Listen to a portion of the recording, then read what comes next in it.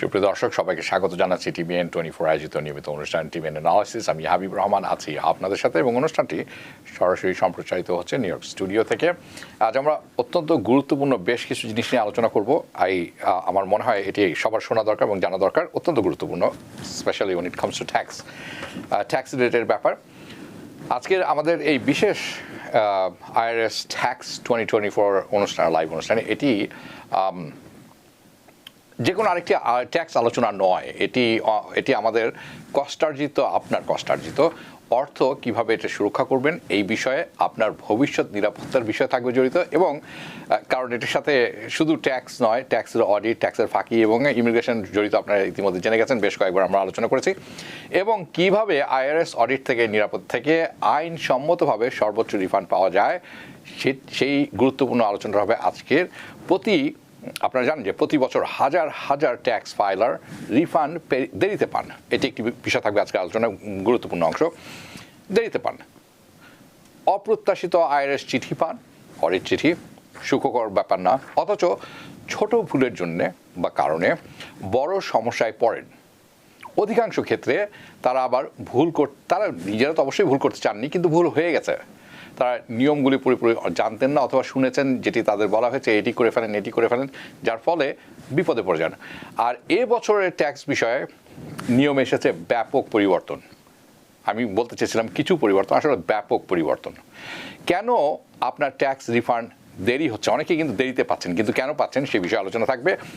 আপনি কি সঠিকভাবে ডিপেন্ডেন্ট ক্লেম করছেন, নাকি যাকে তাকে ইচ্ছা আপনি ডিপেন্ডেন্ট ঢুকিয়ে দিচ্ছেন? অডিট হলে আপনার যে খরচের প্রমাণ, আপনি যে খরচ দেখাচ্ছেন, এক্সপেন্সেস, সেটা কিন্তু দেখাতে হবে। দেখাতে পারবেন কি? এরপর হচ্ছে ট্রাম্প অ্যাকাউন্ট কি, এবং আপনি কি এর যোগ্য কিনা, ডু ইউ কোয়ালিফাই? ওভারটাইম এবং টিপস ইনকামের ক্ষেত্রে ট্যাক্সের নিয়মটি কি? অনেকবার বলেছি, কিন্তু এখনও বিভ্রান্তি রয়ে গেছে। আজকে আবারও পুনরায় আলোচনা করবো আমরা। কখন আপনি ইন্টারেস্টের টাকা বা ইন্টারেস্ট যে পে করেছেন সেটি ট্যাক্স রিটার্নে ডিডাক্ট করা যায় এবং কখন করা যায় না, সেটি আলোচনা থাকবে। আরেকটি গুরুত্বপূর্ণ ব্যাপার থাকবে, সেটি হচ্ছে কোনো মৃত ব্যক্তির ট্যাক্স রিটার্ন কিভাবে ফাইল করতে হয়। যারা পরলোক গমন করেছেন, আমাদের ছেড়ে চলে গেছেন গত বছর, তাদের কি হবে? এসএসআই পাওয়া যার সিনিয়র যারা আছেন, সিনিয়র সিটিজেন, তারা কিভাবে ট্যাক্স রিটার্ন দাখিল করবেন সেটি এবং করা প্রয়োজন কিনা সেটি আমরা আলোচনা করব। আর যে কথাগুলো শোনা যাচ্ছে প্রায় মানুষের কাছে আমরা শুনি, এবং আপনারা অনেকবার টিভিএন এই আলোচনায় শুনেছেন যে এই বছরের ট্যাক্স রিটার্ন ভিন্ন, বিগ বিউটিফুল বিলের কারণে। আমি অনেকের সাথে কথা বলেছি যে কেউ আছে $25,000 $30,000 পর্যন্ত রিফান্ড পেয়েছেন। এখন কথাটি কি কতখানি সত্য সেটিও আজকে আলোচনা থাকবে, এবং আপনিও কি এর মধ্যে পড়তে পারেন কিনা সেটি অবশ্যই থাকবে। আজকে আমাদের সাথে রয়েছেন IRS enrol agent Abdul Chowdhury.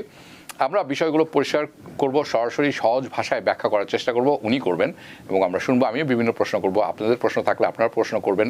যে নাম্বারটি দেখছেন অন স্ক্রিনে 646307988 এই নাম্বারে অনলাইনে আপনারা প্রশ্ন করতে পারেন। ওকে, নাও আপনি সঠিকভাবে ট্যাক্স ফাইল করতে পারেন, আইন মেনে যদি চলতে পারেন এবং আপনার প্রাপ্য সর্বোচ্চ রিফান্ড নিশ্চিত করতে পারেন, এই ব্যাপারে আলোচনায় থাকবে। আপনি যদি এখানে ইন দ্য ইউএস, আমেরিকায় ট্যাক্স ফাইল করেন, নিয়মিত করেন, প্রথমবার মতো করছেন, তাহলে আজকের এই আলোচনা আপনার জন্য অত্যন্ত গুরুত্বপূর্ণ। আব্দুল চৌধুরী, স্বাগত জানাচ্ছি আপনাকে। আশা করি শুনতে পাচ্ছেন এবং ভালো আছেন। আমি অনুষ্ঠানের শুরুতে একটি ঘোষণা দিয়ে দিতে চাই, সেটি হচ্ছে আপনারা সবাই জানেন বাংলাদেশে নির্বাচন 2026 সালের শুরু হয়ে গেছে। মাত্র ঘন্টা দেড়েক আগে শুরু হয়ে গেছে ইলেকশন চলছে। টিভিএন 24 এটি কভার করবে এবং আগামীকাল আমাদের সারা দিনব্যাপী সকাল থেকে নিয়ে রাত 2টো পর্যন্ত আমরা লাইভ কাভারেজে থাকবো। আমাদের বিভিন্ন হোস্ট থাকবেন, আপনাদের সাথে অনেক গেস্ট থাকবেন, আমাদের সাথে বিভিন্ন সময় যুক্ত হবেন, আমি নিজেও থাকবো। আমি আশা করি আপনারা সেখানে থাকবেন। সো চোখ রাখবেন, আগামীকাল টিভিএন সারাদিন থাকবো আমরা আপনাদের সাথে। আব্দুল চৌধুরী, চলে যাচ্ছে আপনার কাছে।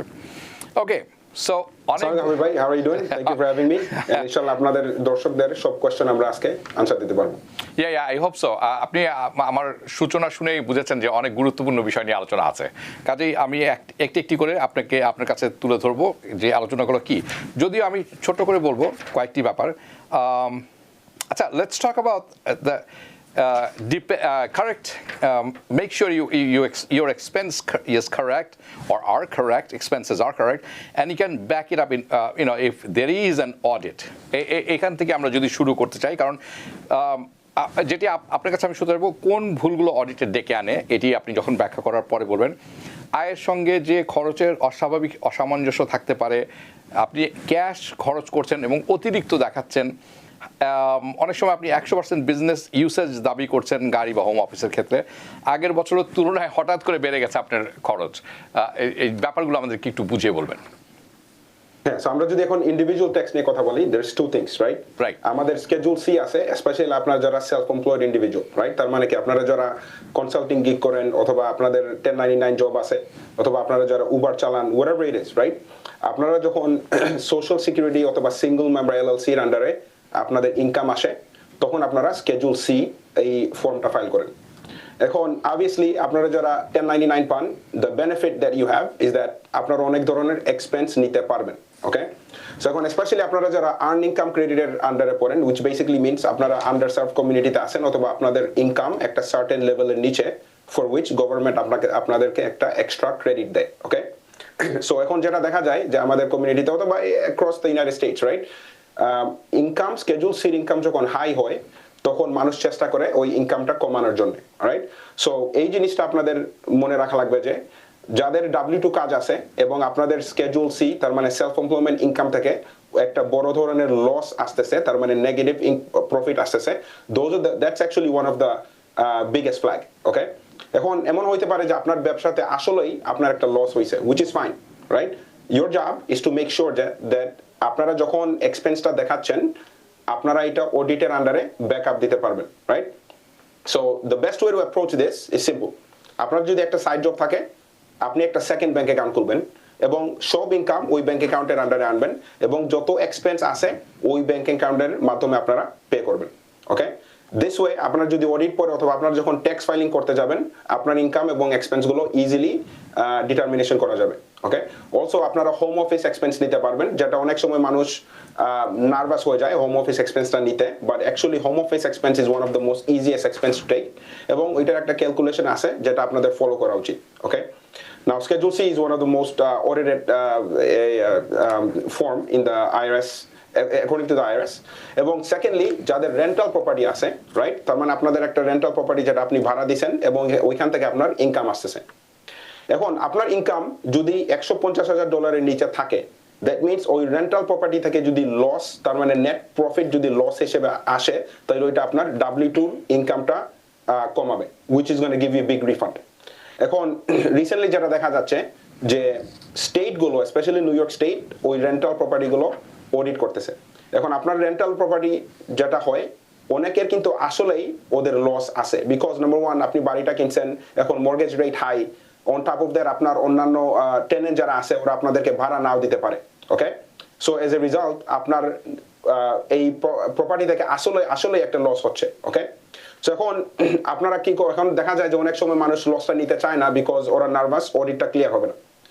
নাও the easiest way to clear this audit is simple. Number one, আপনারা ইনকাম দিয়ে শুরু করবেন এবং মেক শিওর করবেন যে আপনার যে রেন্টাল ইনকামটা যেটা আছে এটা অ্যাকুরেট। তার মানে আপনার লিজ এগ্রিমেন্ট থাকবে, লিজ এগ্রিমেন্টে লেখা আপনার অত টাকা পাওয়ার কথা টেনেন্ট থেকে, এবং টেনেন্ট যদি 12 মাসের মধ্যে যদি ধরেন 10 মাস আপনাকে রেন্ট দিছে, দ্যাটস ফাইন। আপনি শুধু একটা লগ বুকে রাখবেন যে ও 2 মাস ভাড়া দেয় নাই, রাইট? সো দ্যাট এটা ইজি টু ট্র্যাক আপনি ভাড়া কত পাইছেন এবং ভাড়া কত পান নাই। এবং বাকি যে এক্সপেন্স গুলো আছে, আপনার যে mortgage interest, real estate tax অথবা utility bill, water bill, those are fixed expenses, যেটা আপনি ইজিলি আপনার স্টেটমেন্ট থেকে বার করতে পারবেন, অথবা থার্ড পার্টির ওয়েবসাইট থেকে আপনি এটা বার করতে পারবেন। Okay, now repairs is one of the item যেটা আমাদের কেয়ারফুল থাকা লাগবে। ওকে, ইউজুয়ালি মানুষ প্রত্যেক বছর হাই রিপেয়ার এক্সপেন্স নিতে চায়। ইউজুয়ালি একটা বাসাতে রিপেয়ার থাকতে পারে, রাইট? এবং রেনোভেশনও হইতে পারে, but renovation is different. Renovation জিনিসটা কি, আপনি যখন একটা বাড়িতে ইমপ্রুভমেন্ট করতেছেন যেটা আপনার বাড়ির দাম বাড়াইতে পারে, ফর এক্সাম্পল আপনি একটা ফেন্সিং করলেন, রুফিং করলেন, হোয়াটএভার ইট ইজ, এটা একটা এক্সপেন্স যেটা রিকারিং এক্সপেন্স না, তার মানে এটা সবসময় হয় না। সো আপনারা মেক শিওর করবেন যে আপনারা ওই এক্সপেন্সগুলো সঠিকভাবে নিচ্ছেন। এট the end of the day, আপনারা যদি সঠিক এক্সপেন্সগুলো নেন, ইন দি ইভেন্ট আপনার যদি আইআরএস অডিট হয়, স্টেট অডিট হয়, এবং আপনি একটা এক্সপেন্স ভুলবশতভাবে নিয়ে নিছেন কিন্তু everything else is good, IRS এর অডিটর আপনাকে ছেড়ে দিতে পারে, right? At the end of the day you want to be more reasonable, right? You have to be reasonable, and as your numbers are reasonable, এই audit গুলো clear হইতে easy হয়। I'll defer to everybody. ওকে, ঠিক আছে। ইলিয়াস খান, আপনি বলছেন আপনার tax নিয়ে অনেক কথা বলছেন গত ফেব্রুয়ারি 2 তারিখ থেকে। ইমিগ্রেশন অ্যাটর্নি দরকার, ইমিগ্রেশন অ্যাটর্নিও সপ্তাহে যে কোনো একদিন নিয়ে আসা হয়, কাজে আপনি চোখ রাখবেন। এছাড়াও আজ সন্ধ্যে 7টার সময় দ্য ভিউজ অনুষ্ঠানে এই ইমিগ্রেশন অ্যাটর্নি ছিলেন, আপনি হয়তো মিস করে গেছেন। কাজে আমরা চেষ্টা করি সবাইকে অ্যাকোমোডেট করার। আর এখন যে সময়টি আছে এটি ট্যাক্সের এবং অত্যন্ত গুরুত্বপূর্ণ, অত্যন্ত গুরুত্বপূর্ণ, because it connects with everything, আপনার finance, your immigration, your housing, your business, everything. This is the most important part. কাজেই আমরা কিন্তু ইমিগ্রেশনের অনুষ্ঠানটি হয়ে গেছে, এটি পেয়ে যাবেন আপনি ইয়াতে, সোশ্যাল মিডিয়াতে কিছুক্ষণের মধ্যে হয়তো, কিন্তু আপনি লাইভ প্রোগ্রামটি মিস করেছেন, যেটি ইস্টার্ন টাইম, নিউ ইয়র্ক টাইমে সন্ধ্যে 7টায় প্রচারিত হয়েছিল।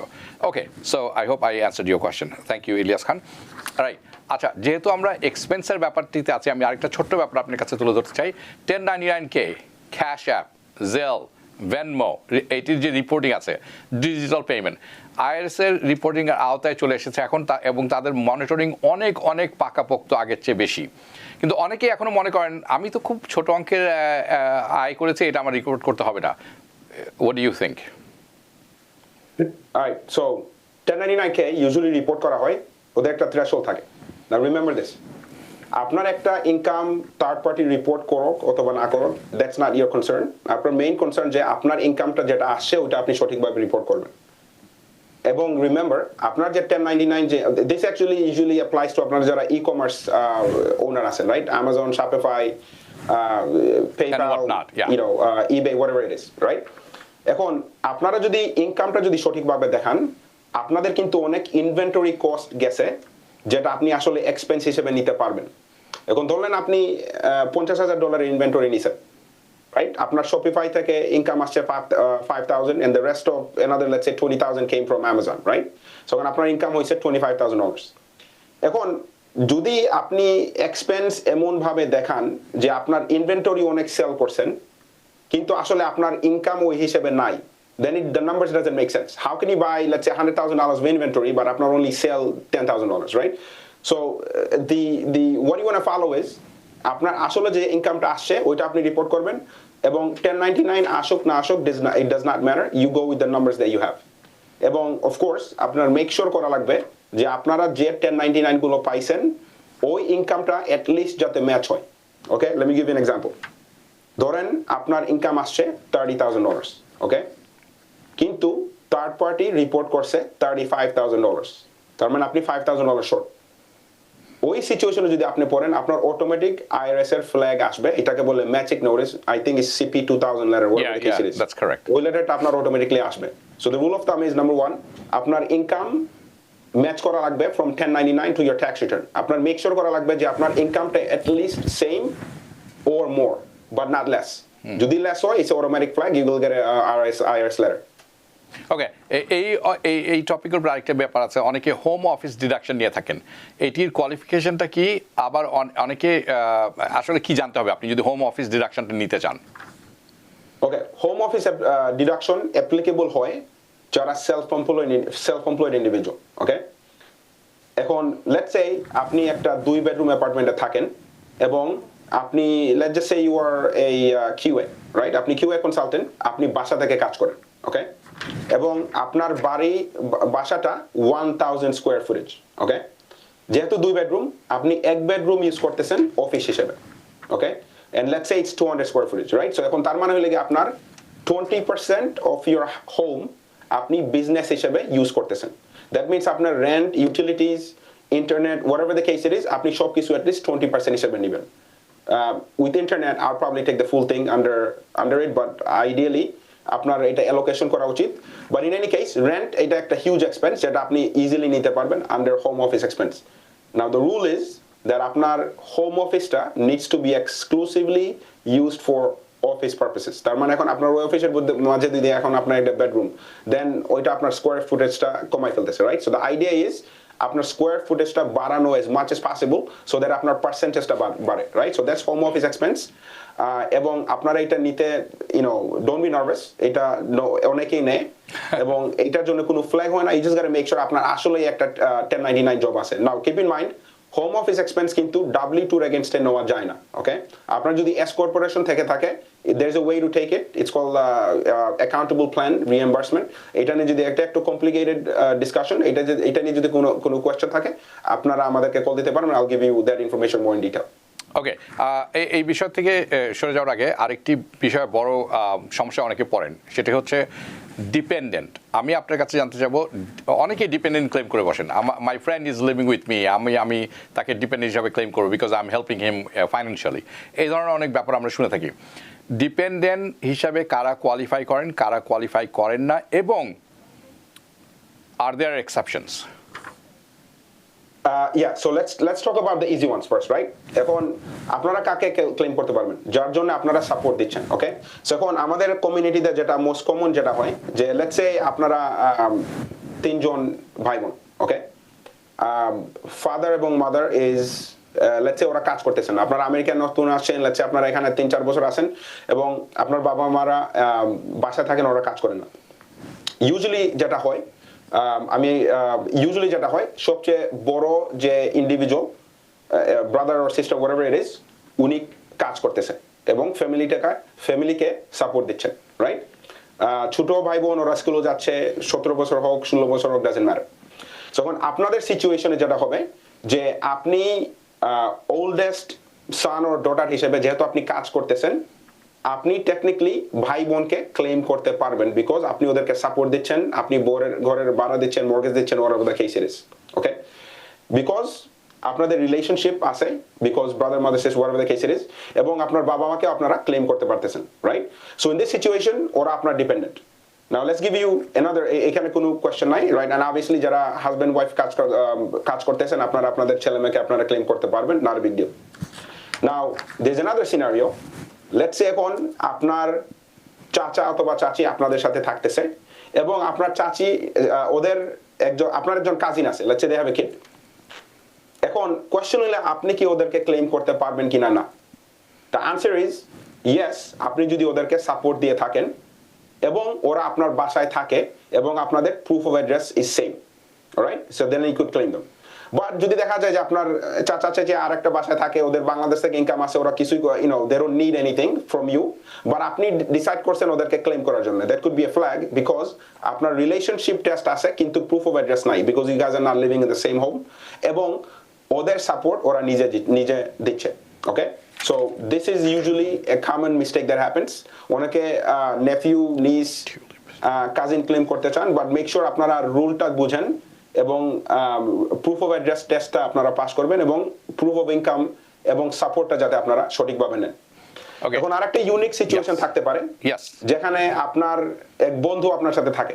ওকে, বন্ধুর সোশ্যাল সিকিউরিটি নাম্বার আছে, আপনার সাথে উনি থাকতেছেন বিকজ উনার অন্য কোনো জব নাই এবং whatever the case is উনার সাপোর্ট দরকার। সো নাও টেকনিক্যালি আপনি উনাকে ক্লেম করতে পারবেন, yes, but the rule is that ওই ইন্ডিভিজুয়াল আপনার সাথে সারা বছর থাকা লাগবে, দ্যাট মিনস 12 months, ভার্সেস আমি ওই বাকি যে এক্সাম্পলগুলো যেটা দিলাম, they have to stay with you more than 6 months, more than half the year, ঠিক আছে? বাকি যাদের রিলেশনশিপ টেস্ট আছে, আপনাদের ওই ডিপেন্ডেন্ট গুলো আপনাদের সাথে থাকা লাগবে more than half the year, এবং যাদের সাথে আপনার কোনো রিলেশনশিপ নাই, মানে ব্লাড রিলেশন নাই, ওদেরকে আপনারা ক্লেম করতে হইলে they have to stay with you for the full year. So that's basically the common rule. এবং ডিপেন্ডেন্ট is very important, আপনারা ক্লেম করবেন সঠিকভাবে, বিকজ আপনারা যদি আর্ন ইনকাম ক্রেডিটের আন্ডারে পড়েন, you could get easily flagged. Yeah, so আমি আসবো এই জিনিসটা একটু ব্যাখ্যার প্রয়োজন আছে। ছোট্ট একটি প্রশ্ন আমি তুলে দিতে, টিউলিপ জাহান উনি বলেছেন, what is the percentage of tax paid on short term stock market capital gains? Very good question. এটাকে বলে ordinary rate. What does ordinary rate mean, right? Ordinary rate হলে যে আপনার টোটাল ইনকাম যেটা আছে আপনার ট্যাক্স ফাইলে, আপনার W2 ইনকাম, আপনার 1099 ইনকাম, সব কিছু ক্যালকুলেশন করার পরে ওই ইনকামগুলো যে রেটে ক্যালকুলেশন হবে, আপনার শর্ট টার্ম ক্যাপিটাল গেইন গুলো সেম রেটে ক্যালকুলেশন হবে, কারণ আপনার কোশ্চেন থাকতে পারে যে what is the tax rate for long term capital gain rate. Long term capital gain is basically আপনি একটা স্টক আপনার হাতে আছে এবং আপনি ওটা সেল করছেন after holding it for 1 year, right, more than 1 year basically, okay. ওই সিচুয়েশন যদি হয়ে থাকে তাহলে আপনার tax rate is lower, it could be either 0 and the highest rate is going to be 20%. Yeah. Okay, so that's basically the answer. Yeah, the long term market is 0%, 15%, or 20%. It depends where you fall in, and the length of মানে আপনার স্টকটি কতদিন ধরে রেখেছেন, holding period. That's for stock. What if your gain is realized when you do options, because it could be daily or it could be weekly or it could be monthly, right, depending on the option contract expirations. In those cases, what do you think? Option is still going to be the same, right? Usually, sometimes people auto 1 year ওদের ধৈর্য থাকে না। No. But usually when that happens, it is a long-term capital gain rate. Okay, so it's a long-term capital gain rate. Okay, good. Now, আমি record keeping এর ক্ষেত্রে আসবো, কারণ আপনি অনেকগুলো কথা বলেছেন। কেউ যদি অডিট পড়ে তার রেকর্ড কিপিং কিভাবে করা উচিত এবং কতদিনের জন্য রাখা উচিত, কিছুক্ষণ পরে আমি আসছি। কিন্তু একটি বড় ব্যাপার যেটা আমরা শুনছি যে ট্রাম্প অ্যাকাউন্ট, এই ট্রাম্প অ্যাকাউন্টটা কি জিনিস, কারা এলিজিবল এবং কাদের জন্য করা উচিত, এবং এটার আশপাশ দিয়ে আমরা বেশ কিছু কথা শুনছি। আপনি যদি সবার জন্য একটু পরিষ্কার করে বলেন। Okay, Trump account is basically যত ছেলেমেয়েরা জন্ম হবে in 2025, জন্ম হয়েছে 26, 27 and 28, okay? Oh, wow. So that means sorry, I'll be right. Say that again. 25, 26, 27, 28. 4 years. And 28, exactly, 4 years, exactly. যত ছেলেমেয়েরা এই বছরগুলোতে জন্ম হবে ওদের জন্য গভর্নমেন্ট একটা $1,000 ডিপোজিট দিবে under an account that calls Trump accounts, okay? এখন ওদের জন্য এটা ফ্রি মানি, and এই অ্যাকাউন্টের পারপাসটা কি, right? The purpose is this, right? Usually যারা হাই ইনকাম আর্নার ওদের সবসময় একটা লং টার্ম স্ট্র্যাটেজি থাকে অন প্যাসিভ ইনকাম, রাইট? তার মানেটা কি? ওদের হাতে এক্সট্রা ইনকাম থাকে এবং they put that money into either a retirement account, 529 plan, অথবা simple in a brokerage account, right? এখন এইটা কিন্তু সবাই করে না, বাট এই ট্রাম্প অ্যাকাউন্টটা খোলা হয়েছে to give them a motivation to set money aside for their children, okay? So এখন যদি $1,000 ডিপোজিট হয় আজকে এবং ওইটা যদি একজন মানুষ টাচ করে না, in 18 years that $1,000 could be easily 8,000 to 10,000 depending on how well the economy is moving, okay? Now the idea is that আমরা যারা প্যারেন্টস আছি, বাবা মারা যারা আছেন, আপনাদের ছেলে মেয়েদের জন্য পয়সা সেভ করবেন under the Trump account, okay? এবং ট্রাম্প অ্যাকাউন্টের আন্ডারে যত পয়সা যাবে ওইটা গভর্নমেন্ট ম্যানেজমেন্ট করবে, রাইট? মিনিং ওরা স্টক মার্কেটে অথবা safe municipal market wherever the case it is, ওইটার আন্ডারে ওইটা ম্যানেজমেন্ট করবে এবং ওরা চাবে যে আপনার ইনভেস্টমেন্টটা যাতে গ্রো হয়, ওকে? দেন ওয়ান্স আপনার এই অ্যাকাউন্টের যে বেনিফিশিয়ারি, রাইট? এখন আপনার ছেলে অথবা মেয়ে যদি বেনিফিশিয়ারি হয়ে থাকে, when he or she becomes 18, ওদের হাতে অ্যাটলিস্ট একটা পয়সা থাকবে যেটা ওরা ইউজ করতে পারবে for their for their retirement account or daily life or whatever the case it is. So basically ওদের একটা সেভিংস এর জন্য। এখন আমার সাজেশন যেটা, আপনারা যখন এবছর ট্যাক্স ফাইল করতেছেন, মেক শিওর আপনারা স্পেশালি যারা নিউবর্ন চিলড্রেন আছে আপনাদের জন্য ট্রাম্প অ্যাকাউন্টটা খুলতেছেন। I believe is form 4547, I think that's the form number. এটা আপনার ট্যাক্স ফাইলের সাথে আপনারা এটা অটোমেটিক্যালি ওপেন করতে পারবেন। Now another thing আপনাদের মনে রাখা উচিত যে অনেকের কোয়েশ্চেন আছে, okay, why is it only going to the newborn child, right? It's a political thing, marketing, whatever it is. Yeah. But অনেক অনেক VC founders, especially Michael Dell, ওরা ডোনেশন করছে with their own money so that অন্যান্য ছেলেমেয়েরা যারা আছে, যারা 10 বছরের নিচে এবং ওরা আন্ডারসার্ভড কমিউনিটিতে থাকে, ওরা যাতে at least $250 করে পায় under the Trump accounts, okay?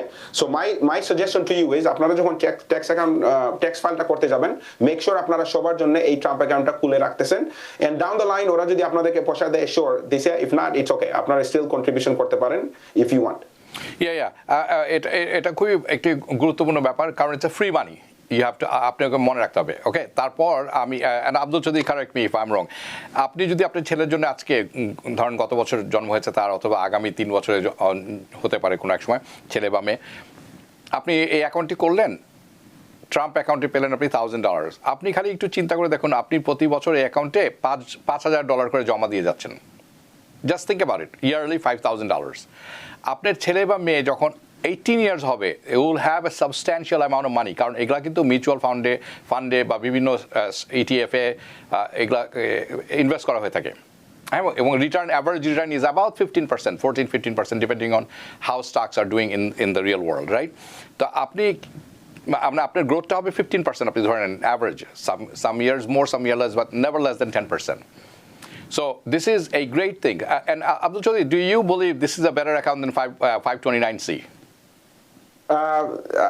Honestly, I hate to say it, but yes, I actually agree. I agree. It's actually pretty genius. I agree genius with. Move. I'll tell you why. Okay, আপনারা যাদের 529 plan থাকে, right? ওইটা কিন্তু পয়সাটা use করার একটু restriction থাকে। You could only use it for education, okay?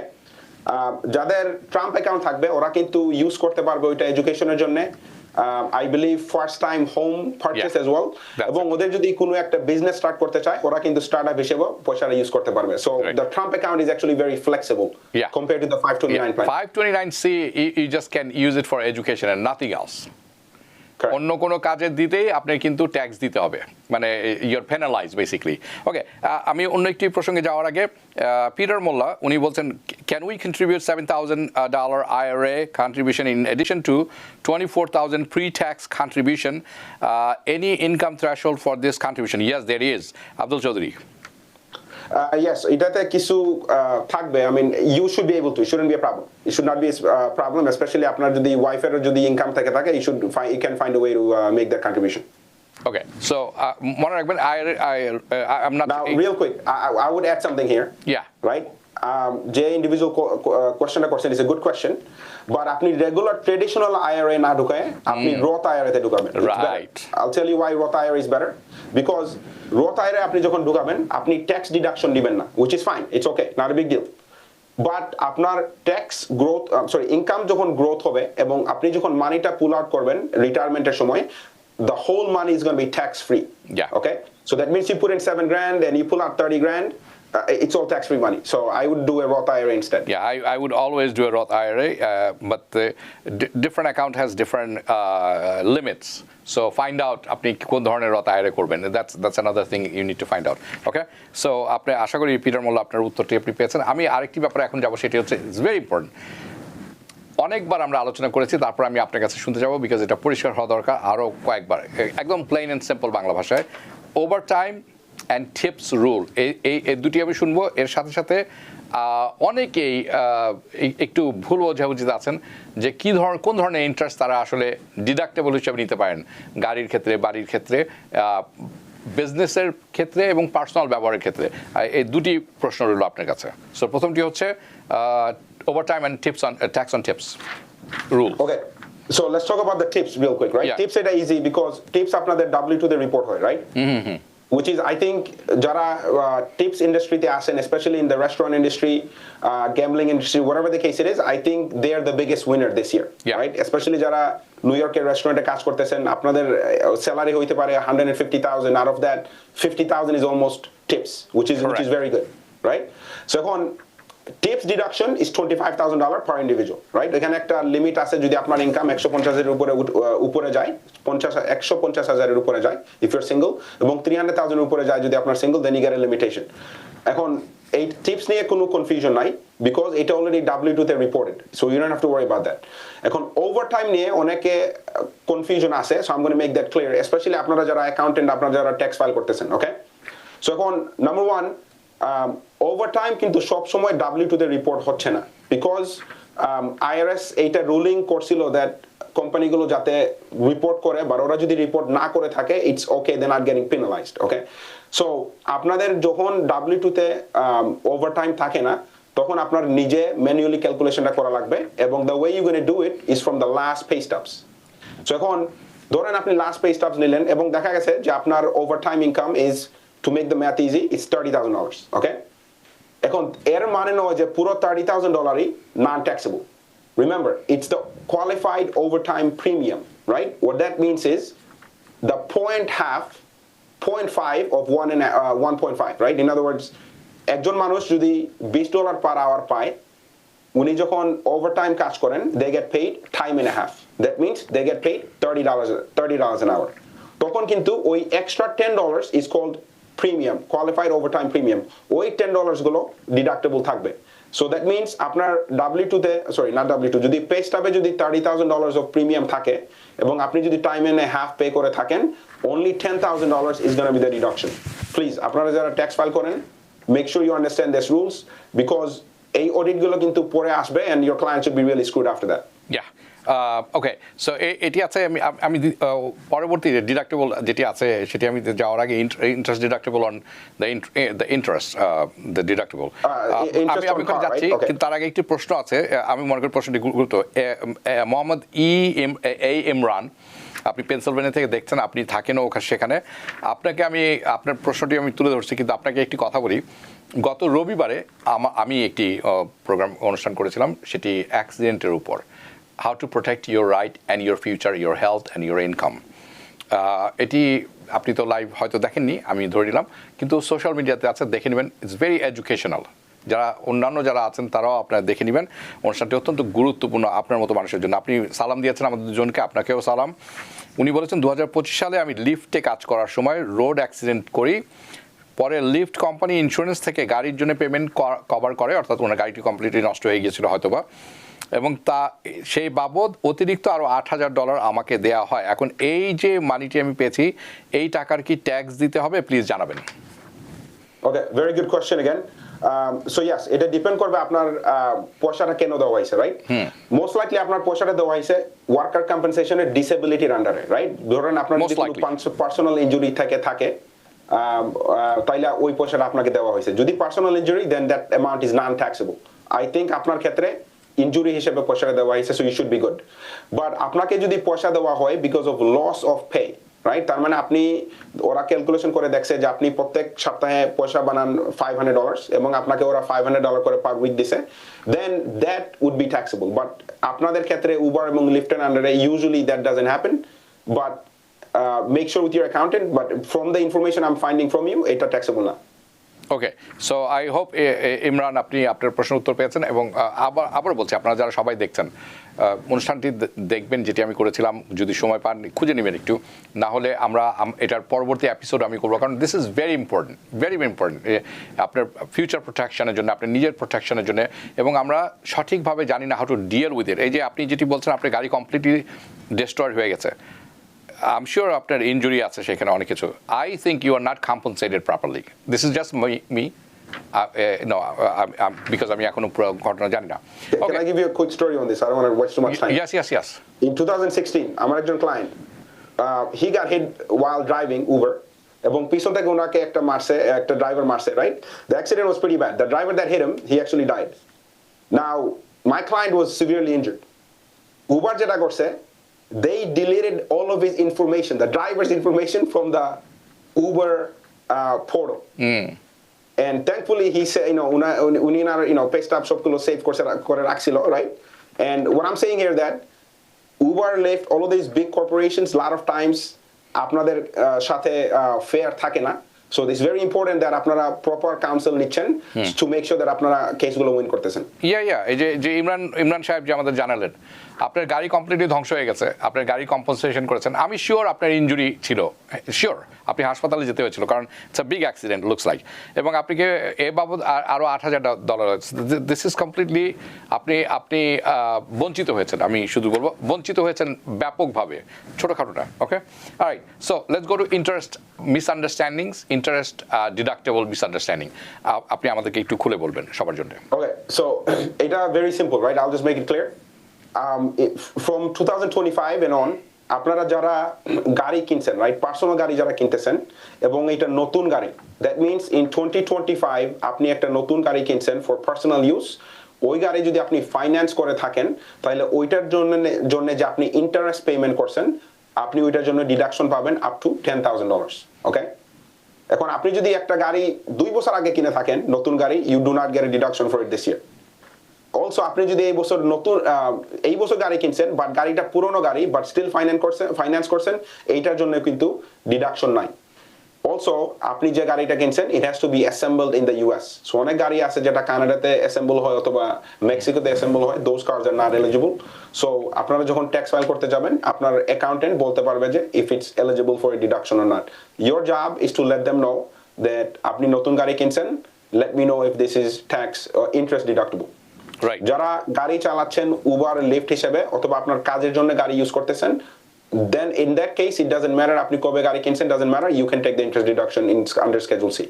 Okay, so যারা কাজ করেন তাদের ক্ষেত্রে এটি, যারা পার্সোনালি ব্যবহার করছেন এটা মানে এটা হতে হবে নতুন গাড়ি, এটা হতে হবে গত বছর, এবং এটা আপনার অ্যাসেম্বল হতে হবে ইউএসএ তে। সো মেক শিওর আপনি understand. Again, there is no games in this, কারণ আপনার VIN নাম্বার এন্টার করা লাগবে আপনার ট্যাক্স ফাইলে, right? So make sure you doing it right. একটি খুব গুরুত্বপূর্ণ প্রশ্ন, আমরা যাবো এই প্রসঙ্গটি আমাদের আজকে আলোচনা আছে যদিও।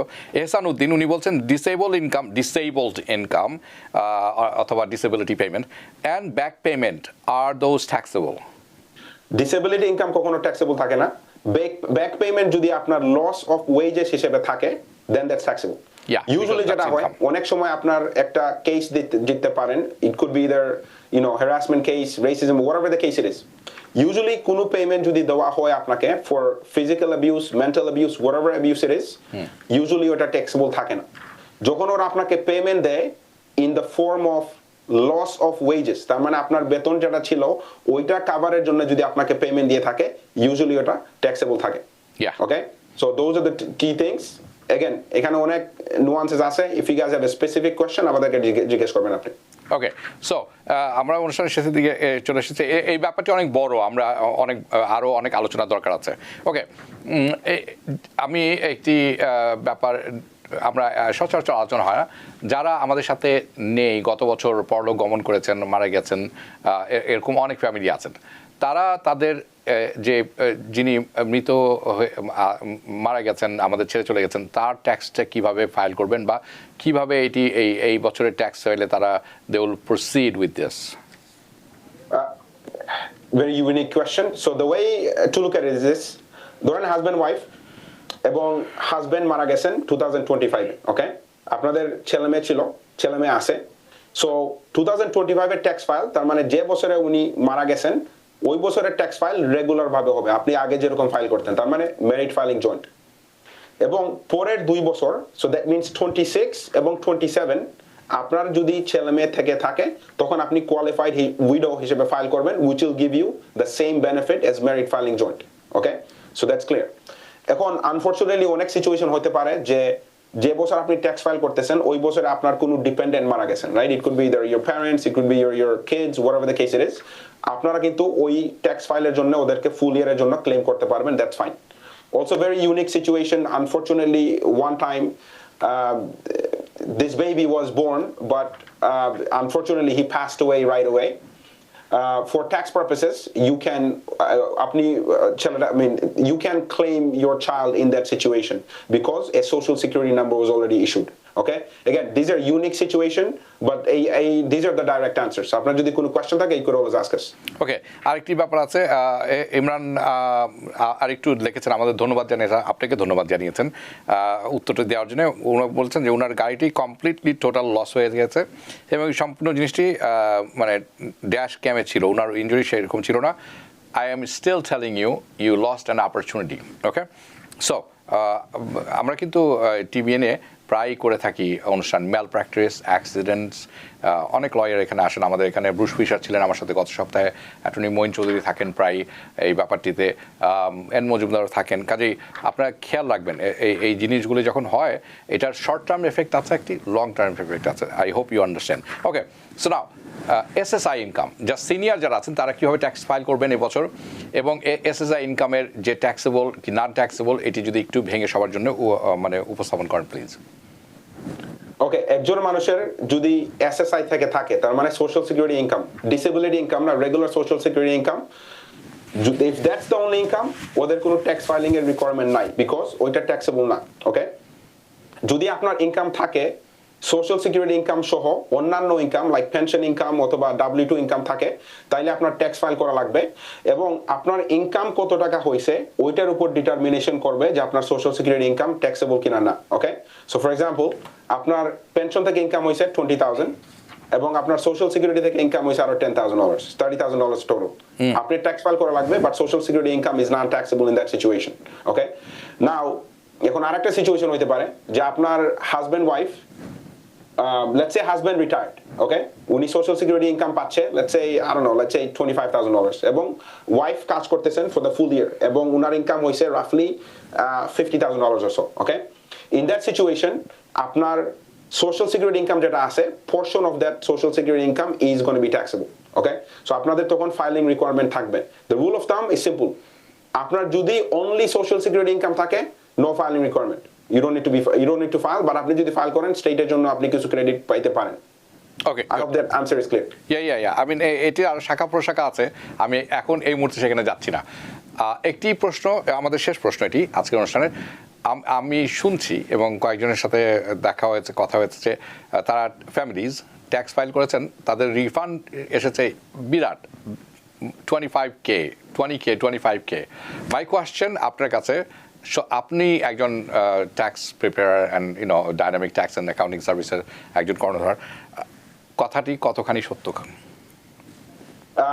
yes এটা হতে পারে 100% রাইট অনেকে আপনার $25,000 রিফান্ড পাইতে পারে $30,000 রিফান্ড পাইতে পারে it is possible এবং রিফান্ডটা আমাদের কিরকম আসে রাইট রিফান্ডটা ইউজুয়ালি আসে দুই ধরনের একটা রিফান্ড আসে আমাদের ক্রেডিট হিসেবে আর একটা রিফান্ড আসে আমরা যে ট্যাক্স পে করছি during the year from that so let's give you an example ধরেন আপনার ইনকাম $200,000 W2 এবং আপনি W2 তে $200,000 এর উপরে আপনি ফেডারেল ট্যাক্স দিবেন let's just say the federal tax was $40,000 that you paid in পরে দেখা গেছে যে আপনার $200,000 এর উপরে আপনার কিছু হোম কেয়ার ইনকাম ছিল যেখানে আপনার কেয়ার পেশেন্ট আপনার সাথে থাকতেছে that means that income is not taxable তার মানে $200,000 আপনি ট্যাক্স দিবেন ও ইনকাম বাদ যাবে so let's say it was 50 so now you're at $150,000 তারপরে দেখা গেছে যে আপনার একটা স্কেডিউল সি ছিল সেলফ এমপ্লয়েড ইন্ডিভিজুয়াল হিসেবে ছিলেন আপনার একটা বিজনেস ছিল বাট আপনার বিজনেসের লস ছিল এবং বিকজ অফ দ্য লস আপনার আরো $10,000 ডিডাকশন পাইছেন now your down to 140 okay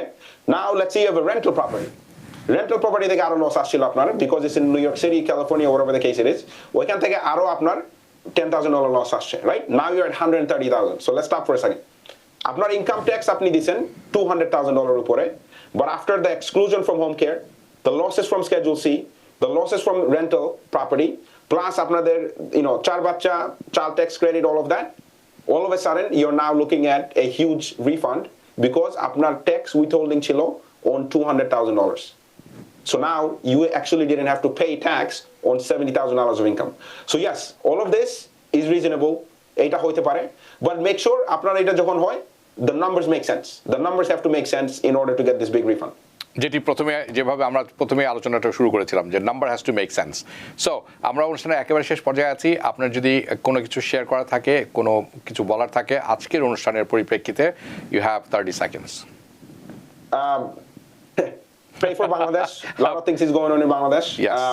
Everybody I think we need to stay neutral when it comes to political things a lot of things is going on in the US আমাদের অনেক বন্ধু বান্ধবের সাথে uncle আন্টিদের সাথে মারামারি হচ্ছে please let's try to stay away from that let's try to invite Ramadan and ইনশাআল্লাহ this will be a good year Abdul Chowdhury আপনি অত্যন্ত ভালো কথা বলেছেন যে আমরা কিন্তু বাংলাদেশের পরিপ্রেক্ষিতে বলছি বাংলাদেশ একটি সন্ধিক্ষণ থেকে মানে যাচ্ছে এই সময়টি এরকমই ইলেকশন হচ্ছে অনেক অনেক বছর পর মানে দশকের পর 20 বছরের মতো সময় 18 বছর পর এটি কিন্তু একটি আনন্দ ঘন মুহূর্তে আমরা দেখছি এটি যেন সেরকমই থাকে গণতন্ত্র পুনরুজ্জীবিত হয় মানুষের যাকে ইচ্ছা তারা সেই ভোট দিবেন এবং সেই যারা ভোট পাবেন তারাই আসবেন সরকার গঠন করবেন এবং এই ভবিষ্যতে যাতে কোনো ফ্যাসিস্ট সরকার না আসতে পারে সেদিকে খেয়াল রাখতে হবে এবং এটি আগামীকাল সারা দিন TVN 24 কভার করবেন আব্দুল চৌধুরী আমি আপনার কাছ থেকে বিদায় নিচ্ছি দেখা হবে আপনার সাথে পরবর্তী অনুষ্ঠানে আপনাকে অসংখ্য ধন্যবাদ আজকে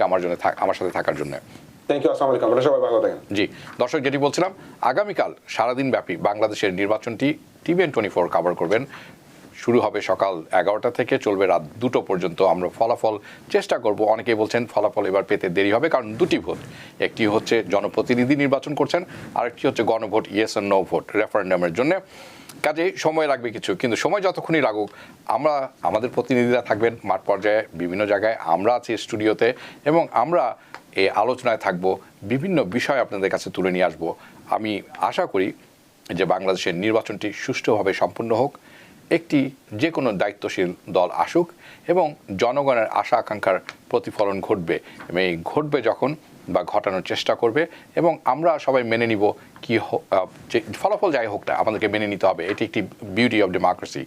কিন্তু ফলাফল তো অনেক পরের কথা, ভোটই মাত্র শুরু হয়েছে এখন। চোখ রাখবেন টিভিএনের পর্দায়, আমরা থাকবো সারাদিন আপনাদের সাথে। দেখা হবে পরবর্তী অনুষ্ঠানে। শুভরাত্রি। টিভিএন 24 টেলিভিশন দেখতে আজই কল করুন 7187776556। লগ ইন করুন www.totalcableBD.com। নিউ ইয়র্ক থেকে সম্প্রচারিত টিভিএন 24 টেলিভিশন বিশ্বজুড়ে বাঙালির কণ্ঠস্বর।